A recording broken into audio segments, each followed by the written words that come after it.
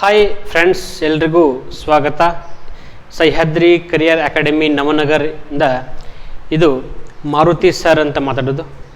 ಇಲ್ಲಿ ಮೇಲ್ಮೈ ವಿಸ್ತೀರ್ಣಗಳು ಮತ್ತು ಘನಫಲಗಳು ಅಂತ ಹೇಳಿ ಒಂದು SSLC ಚಾಪ್ಟರ್. ಇದು ಭಾಳ ಈಜಿ ಚಾಪ್ಟರ್. ಇದನ್ನು ಕೆಲವೊಬ್ರು ಭಾಳ ಟಫ್ ಅನ್ಕೋತಾರೆ. ಫಸ್ಟ್ ಆಫ್ ಆಲ್ ನಮಗೆ ಇದು ಗೊತ್ತಿರಬೇಕು ಅಂತಂದ್ರೆ, ಈ ಚಾಪ್ಟರ್ ಈಜಿ ಆಗ್ಬೇಕಂದ್ರೆ ನಮಗೆ ವಿಸ್ತೀರ್ಣಗಳು, ಸುತ್ತಳತೆ, ಘನಫಲ ಅಂದ್ರೆ ಏನು ಸ್ವಲ್ಪ ನಾಲೆಜ್ ಬೇಕು.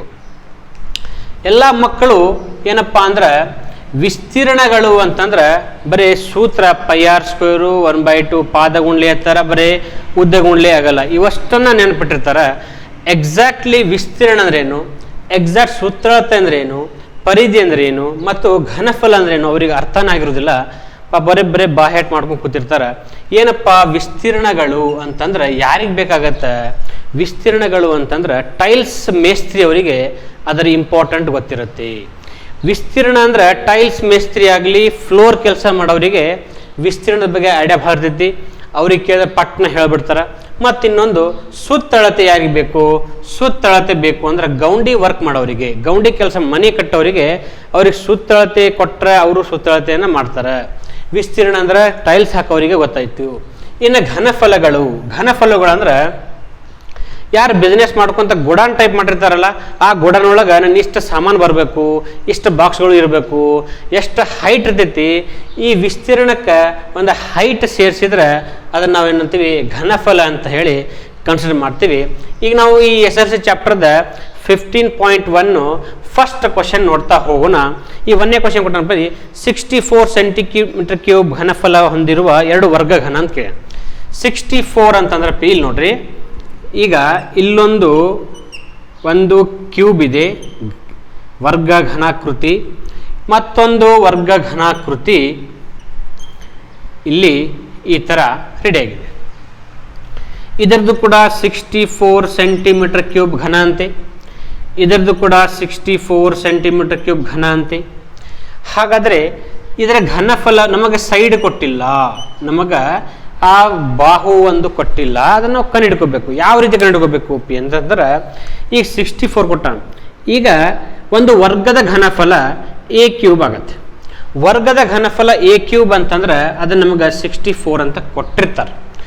ವರ್ಗದ ಘನಫಲ 64 ಆದ್ರೆ ಇದನ್ನು ನಾವು a³ √64 ದಟ್ ಈಸ್ a 4 ಅಂತ ನಾವು ತಗೋಬಹುದು. ಎ ಬೆಲೆ 4 ಅಂದ್ರೆ ಅರ್ಥ ಏನು?